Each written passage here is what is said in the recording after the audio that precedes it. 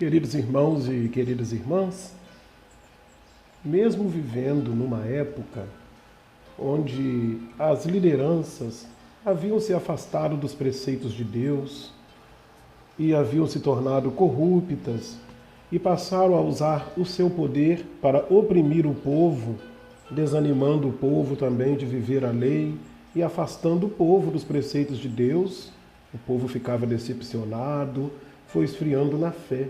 Então foi vivendo nesse período tão triste, de tanta idolatria, tanta opressão, uma perversão mesmo do sonho de Deus. Deus havia libertado o povo da escravidão do Egito para que eles formassem uma nação forte, uma nação santa, uma nação unida, e não se tornasse um povo como todos os outros povos, cheios de ambições e desejos próprios. E foi justamente isso que o povo de Deus se tornou. Então foi por causa desse pecado, de ter se afastado da lei e ter se corrompido e se tornado um povo opressor, gerando a pobreza, gerando a miséria, gerando a dor, é que Isaías vai fazer a leitura da dor e do sofrimento do povo ao longo de sua história. Quantas vezes o povo caiu, quantas vezes o povo teve que experimentar situações tristes. Então o profeta Isaías, ele faz a sua profecia toda nesta linha, mostrando que nunca foi o plano de Deus a dor, o sofrimento, mas Deus permitiu que isso acontecesse ao longo da história como pedagogia para levar o povo a uma reflexão. Então nós estamos celebrando a segunda semana do Advento e a primeira leitura é a leitura do profeta Isaías.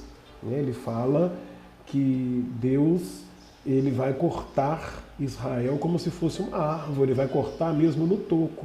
A árvore se corrompeu, não está mais produzindo frutos, não está mais oferecendo a sombra, então essa árvore merece ser cortada, e mais ainda, essa árvore vai ser queimada, mas daquele tronquinho que sobrar vai brotar uma floresta nova.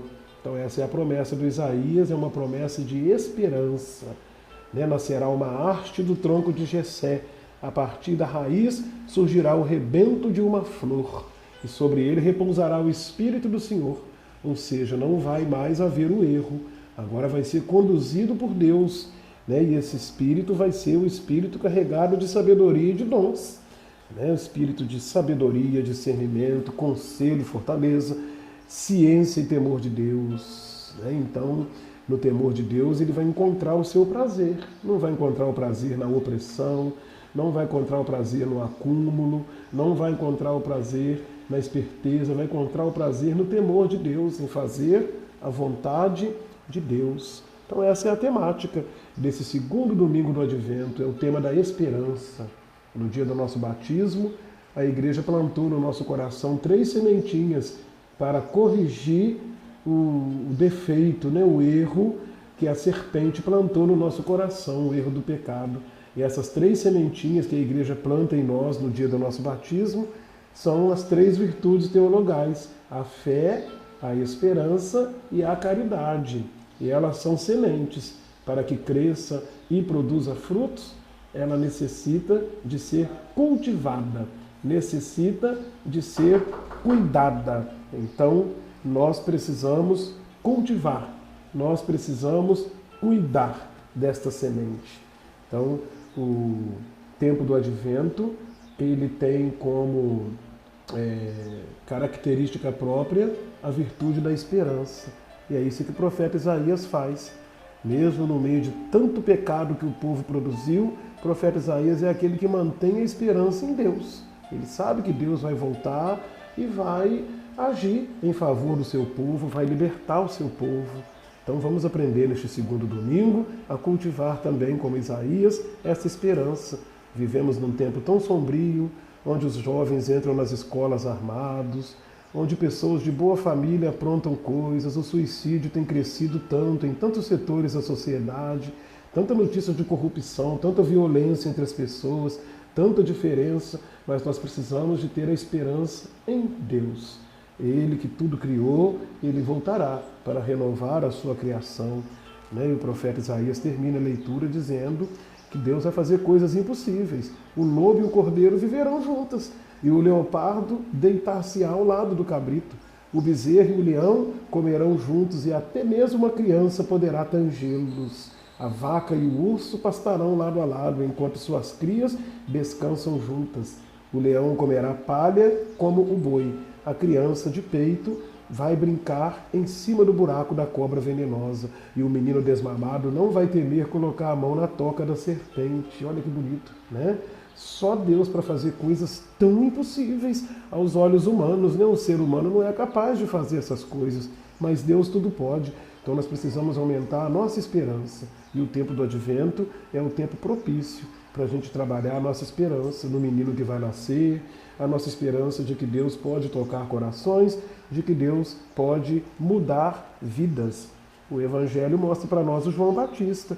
João Batista é colocado como um alerta de Deus, né? Ele está convidando as pessoas à conversão, porque o reino de Deus está próximo e está puxando a orelha daqueles que são mais pecadores, que sabem que estão no pecado e continuam no pecado, né? O João Batista tem consciência da sua missão.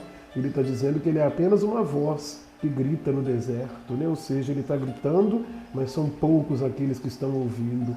A segunda leitura, para nos ajudar neste processo de construir a esperança, ela já começa dizendo isso, né? Tudo que outrora foi escrito para a nossa instrução, para que pela constância e pelo conforto espiritual das Escrituras tenhamos firme esperança. Então vamos trabalhar a nossa esperança, cuidando, acolhendo, pedindo a Deus a graça da abertura, a graça da compreensão e ajudando na nossa paróquia, nas nossas comunidades, na nossa família, a plantar esta luz de esperança, né? Viver o tempo do advento acendendo velas. Na igreja nós vamos acender a segunda vela do advento, mas acenda também luzes na vida da sua família, na sua vida pessoal, na sua vida pastoral. Não deixe que a escuridão tome conta. Que Deus possa ser, então, o princípio da nossa esperança. Que nosso Senhor Jesus Cristo esteja sempre do seu lado para te defender, dentro de ti para te conservar, diante de ti para te conduzir, atrás de ti para te guardar e acima de ti para te abençoar, pela imposição de minhas mãos sacerdotais, pelos merecimentos da Virgem Maria, Mãe de Deus, e de Santa Rita de Cássia, desça sobre nós a bênção de Deus Todo-Poderoso, Ele que é Pai, Filho e Espírito Santo. Amém. Vem, Senhor Jesus, vem.